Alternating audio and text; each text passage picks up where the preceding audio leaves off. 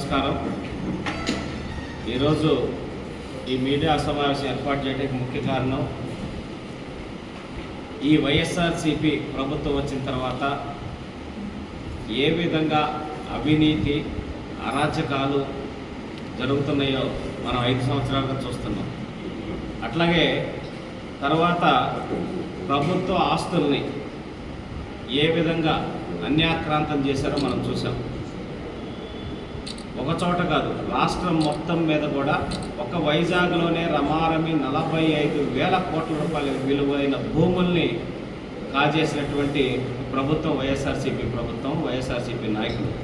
ఆఖరికి సొంత పార్టీ వైజాగ్ ఎంపీకి సంబంధించిన ఒక ల్యాండ్ను కూడా కడప నుంచి వెళ్ళి ఇంట్లో వాళ్ళని కిడ్నాప్ చేసి తలుపులేసేసి 2-3 రోజులు బంధించి బలవంతంగా భూములు రాయించుకున్న వైనాలను కూడా మనం చూసాం.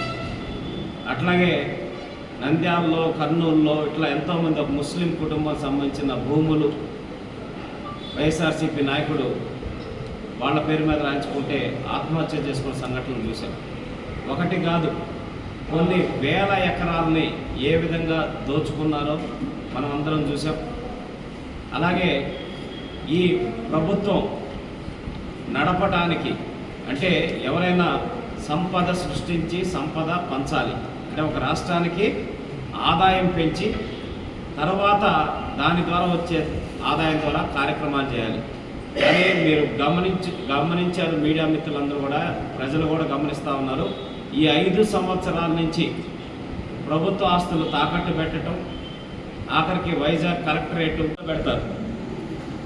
అట్లాగే 2 సంవత్సరాల లోపల కనుక క్లెయిమ్ చేయకపోతే అంటే అమెరికాలో ఉండో లేకపోతే ఇంకేదైనా దేశంలో ఉండో లేకపోతే ఇంకో రాష్ట్రంలో ఉండో ఉద్యోగ రీత్యా కావచ్చు ఇంకేదైనా రీత్యా ఉండి 2 సంవత్సరాల లోపల కనుక క్లెయిమ్ చేయకపోతే అది ప్రభుత్వ ఆస్తి కింద ఆటోమేటిక్గా మారిపోతుంది. లేకపోతే చిన్న సమస్యని ఏదైనా ఉన్నా కూడా డిస్ప్యూట్ లిస్ట్లో పెట్టారంటే ఇంకా అది ఆ టీఆర్ఓ ఏది నిర్ణయిస్తే అది ఫైనల్ జడ్జిమెంట్. దీంట్లో అతి పెద్ద దారుణమైన అంశం ఏంటంటే మనందరం కూడా ఏదైనా మన భూమి సమస్య వచ్చింది, మనకి ఇద్దరి మధ్య డిస్ప్యూట్ కానీ ఏదైనా వస్తే మన స్థానికంగా ఉండే కోర్టులు వేసుకుంటాం, అవునా కదా? అందరం లోకల్ కోర్టులు వేసుకొని దాంట్లో జడ్జిమెంట్ వస్తే దాని మీద నుంచి డివిజన్ కోర్టు, తర్వాత డిస్ట్రిక్ట్ కోర్టు, నెక్స్ట్ అవసరమైతే హైకోర్టుకి వెళ్తాం, లేకపోతే సుప్రీంకోర్టుకి వెళ్తాం. దీంట్లో అతి దుర్మార్గమైన ఈ యాక్ట్లో పాయింట్ ఏంటంటే అసలు దేర్ ఈజ్ నో సివిల్ కోర్టుకి వెళ్ళేటటువంటి అవకాశమే లేదు. డైరెక్ట్గా హైకోర్టుకు వెళ్ళాలి.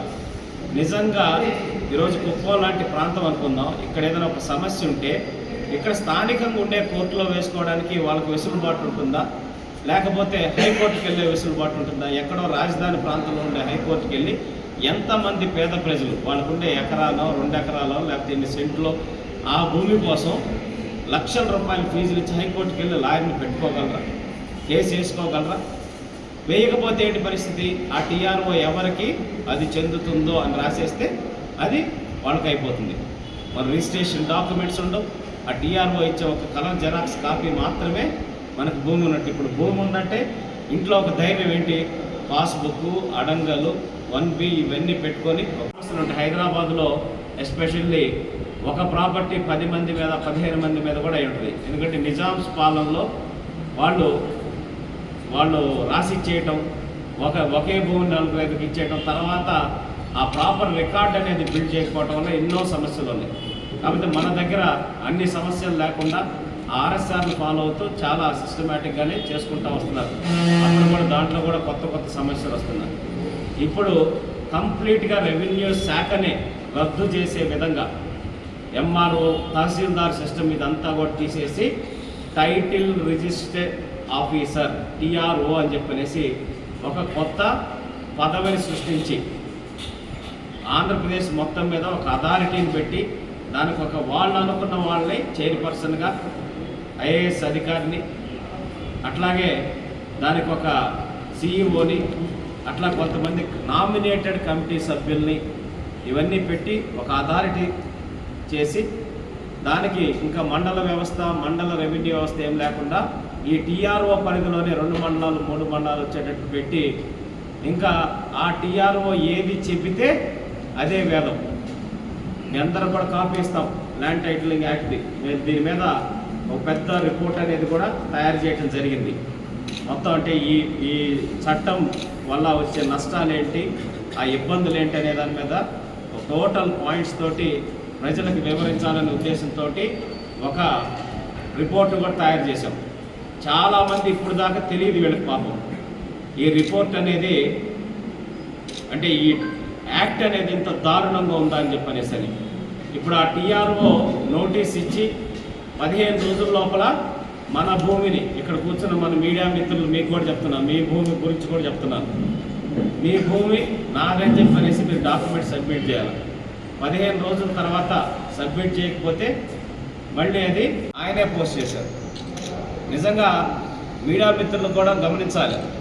మీ అందరికీ తెలుసు, అంటే ఒక రెవెన్యూ వ్యవస్థ ఇలా ఉంటేనే అన్ని డాక్యుమెంట్స్ అవైలబిలిటీ ఉంటేనే ఎన్ని సమస్యలు వస్తున్నాయి. మరి ఇట్లాంటిది ఏమీ లేకపోతే ఎటువంటి పరిస్థితికి సామాన్య రైతుల పరిస్థితి వెళ్తుందనేది ఒక్కసారి ఆలోచించాలి ప్రజలందరూ కూడా. ఈ వైఎస్ఆర్సీపీ ప్రభుత్వం వస్తే మీ భూములు, మీ ఇళ్ళు, మీ స్థలాలు ఒక్కటి కూడా మిగిలేటటువంటి పరిస్థితి ఉండదు. వాళ్ళు చెప్పిన రేటుకి, లేకపోతే వాళ్ళు సెటిల్మెంట్ చేసే రేటుకి అమ్ముకునేటటువంటి పరిస్థితి వస్తుంది. వీటన్నిటి కూడా మీకు తెలియకుండానే డేటా వాళ్ళ దగ్గర ఉంది. ఎవరికి అప్పు పెడతాడో తెలియదు, మన పేరు మీద ఎన్ని లక్షల కోట్లు లోన్ తెస్తాడో తెలియదు. తర్వాత తిరిగి చూసుకుంటే మనమే అప్పులు పాలయ్యేటటువంటి పరిస్థితులు. కాబట్టి దయచేసి ఆంధ్రప్రదేశ్ ప్రజలందరూ అప్రమత్తంగా ఉండండి. ఈ ల్యాండ్ టైటిలింగ్ యాక్ట్ ద్వారా జరగబోయే దుర్మార్గాన్ని అడ్డుకోండి. వైఎస్ఆర్సీపీ నాయకుల్ని నిలదీయండి. చంద్రబాబు నాయుడు గారు రేపు ముఖ్యమంత్రి అయిన వెంటనే మొట్టమొదటిసారిగా ఈ ల్యాండ్ టైటిలింగ్ యాక్ట్ని రద్దు చేస్తామని చెప్పడం జరిగింది. కాబట్టి ప్రభుత్వ ఆస్తులు అలాగే ప్రైవేటు వ్యక్తుల ఆస్తులు అన్నింటినీ భద్రపరిచేది, జాగ్రత్త పరిచేది, వాళ్ళకు అండగా ఉండేది ఒక తెలుగుదేశం పార్టీ. రేపు జనసేన, ఎన్డీఏ కూటమి అని చెప్పి, బీజేపీ కూటమి అని చెప్పనేసి సవినయంగా తెలియజేస్తా ఉన్నాం. మీడియా మిత్రులు కూడా దీన్ని విస్తృతంగా ప్రజల్లోకి తీసుకెళ్లాల్సిన బాధ్యత ఉంది. తీసుకెళ్ళకపోతే మీ భూములు కూడా పోయేటటువంటి ఒక ఇబ్బందికరమైన పరిస్థితి ఉంది. కాబట్టి మీరు కూడా పూర్తి స్థాయిలో మిగతాయి కవర్ చేయకుండా మీరు కూడా పెను ప్రమాదంలో ఉన్నారు. కాబట్టి మీడియా మిత్రులందరూ కూడా దీన్ని విస్తృతంగా ప్రజల్లోకి తీసుకెళ్ళి పబ్లిక్ అవేర్నెస్ తీసుకొచ్చి వైఎస్ఆర్సీపీ ప్రభుత్వానికి, దుర్మార్గమైన నిర్ణయాలు తీసుకునే ప్రభుత్వానికి బుద్ధి చెప్పేదానికి సహకరించాలని కోరుతా ఉన్నాం. అంటే నా భూమి భద్రంగా ఉంది అనేటటువంటి ఒక భరోసా అందరికీ. కానీ ఇప్పుడు ఒక పేపర్, సింగిల్ పేపర్ ఇచ్చి ప్రింట్అవుట్ ఇచ్చి ఇదే నీ భూమికి సంబంధించిన పత్రం అని చెప్తే అది నిజంగా ఎంతవరకు సెక్యూర్? ప్లస్ వీళ్ళు ఏమైనా చేయొచ్చు, డిస్ప్యూట్ క్రియేట్ చేసి వీళ్ళ దగ్గర డిస్ప్యూట్ దాంట్లో తీసుకొస్తే టీఆర్ఓ దగ్గరికి, వాళ్ళు ఎవరికి చెప్తే వాళ్ళకి ఆ భూమిని బదలాయించేటటువంటి అధికారాలు కూడా ఈ చట్టంలో తీసుకురావడం జరిగింది. అంటే జగన్మోహన్ రెడ్డి గారు భారీ ప్లాన్కి తెరదీశారు. దీంట్లో 2 అంశాలు. ఈ డేటా మొత్తం ఆన్లైన్లో మొత్తం మీకు జస్ట్ ఒక పేపర్ ఇస్తాం మీ ఆస్తికి సంబంధించి, మిగతా అంతా పూర్తి స్థాయిలో డేటా మొత్తం ఒక ప్రైవేట్ కంపెనీకి డేటా మొత్తాన్ని షేర్ చేశారు. అంటే మన రికార్డులు, మన థంబ్ ప్రింట్స్ ప్రతి ఒక్కటి కూడా ప్రైవేట్ కంపెనీ దగ్గర ఉన్నాయి ఈరోజు. సో అంటే వ్యక్తిగత ఆస్తులకి ఎంత భద్రత అనేది ఉంది, అట్లాగే మన సమాచారాన్ని గోప్యతగా ఉంచాల్సిన ప్రభుత్వం ఎంతవరకు ఉంచిందనేది కూడా మనం గమనించాల్సిన అవసరం. సో రాష్ట్ర వ్యాప్తంగా కూడా ఎక్కడైతే అన్క్లెయిమ్డ్ ప్రాపర్టీస్ ఉంటాయో వాటన్నిటినీ, లేకపోతే డిస్ప్యూట్ ఉన్న ప్రాపర్టీస్ మొత్తాన్ని ఏకపక్షంగా వాళ్ళు దోచేయటానికి ఈ యాక్ట్ని తీసుకొచ్చారు. ఇంత నిస్సిగ్గుగా, అంటే ఈయనకు ముందు పరిపాలించిన ముఖ్యమంత్రులు ఎవరికి తెలివితేటలు లేవు. ఇంతకు ముందు ఉన్న ముఖ్యమంత్రులన్నిటికీ ఎవరికి టెక్నాలజీ లేదు. మీ భూమి అని చెప్పని పోర్టల్ తీసుకొచ్చి ఫస్ట్ ఆన్లైన్ రికార్డ్స్ది అంతా కూడా చేసింది నారా చంద్రబాబు నాయుడు గారు. ఆల్మోస్ట్ మనం గూగుల్లో ఎత్తుకునేటట్టు ఖచ్చితంగా అన్ని రకాలుగా అది చేసాం. Plus safety, physical records safety అనేది ఒకటి ఉంచాం, ఆన్లైన్ అవైలబిలిటీ ఉంచాం. ఈరోజు ఏకంగా గంప గుర్తుగా ఎంతోమంది పేద వైఎస్ఆర్సీపీ వాళ్ళు అనుకున్న వాళ్ళ భూములన్నీ కూడా కాజేయటానికి కొన్ని లక్షల కోట్ల స్కామ్కి తెరదీసేటటువంటి ఈ చట్టాన్ని మేము తీవ్రంగా వ్యతిరేకిస్తున్నాం. స్థానిక కోర్టుకి వెళ్ళేటటువంటి అవకాశం కూడా లేకుండా చేసిన ఈ చట్టాన్ని తెలుగుదేశం పార్టీ తరఫున ఈరోజు అన్ని మండల పార్టీ అధ్యక్షులు, మండల స్థాయిలో వాళ్ళు నిరసన కార్యక్రమాలు చేసి ఎంపీడీఓ గారికి ఆ వినతి పత్రం ఇచ్చి దాని మీద ఇచ్చేసుకోవాలని చెప్పడం జరిగింది. సో చంద్రబాబు నాయుడు గారు కూడా మేనిఫెస్టోలో పెట్టారు, ఈ ల్యాండ్ టైటిలింగ్ యాక్ట్ని రద్దు చేస్తాం, పాత పద్ధతినే కొనసాగిస్తాం, మీ ఆస్తులు కాపాడుతామని చెప్పనేసి చంద్రబాబు నాయుడు గారు చెప్పడం జరిగింది. ఆల్రెడీ డాక్టర్ పివి రమేష్ గారు ఇవాళ పోస్ట్ చేస్తున్నారు సోషల్ మీడియాలో, ఈ ల్యాండ్ టైటిలింగ్ యాక్ట్కి నేనే ప్రత్యక్ష బాధితుడిని, కృష్ణా జిల్లా వెన్నకోట గ్రామంలో చనిపోయిన నా తల్లిదండ్రుల పట్టా భూములను మ్యూటేషన్ చేసేందుకు రెవెన్యూ అధికారులు నిరాకరించారు, తహసీల్దార్ నా దరఖాస్తును తిరస్కరించారు, ఆర్డీఓ పోస్ట్ ద్వారా పంపిన పత్రాలను కూడా తెరవకుండానే తిరిగిచ్చేశారు. చట్టం అమల్లోకి రాకముందే నా తల్లిదండ్రుల భూములపై నాకు హక్కులు నిరాకరించబడుతున్నాయి.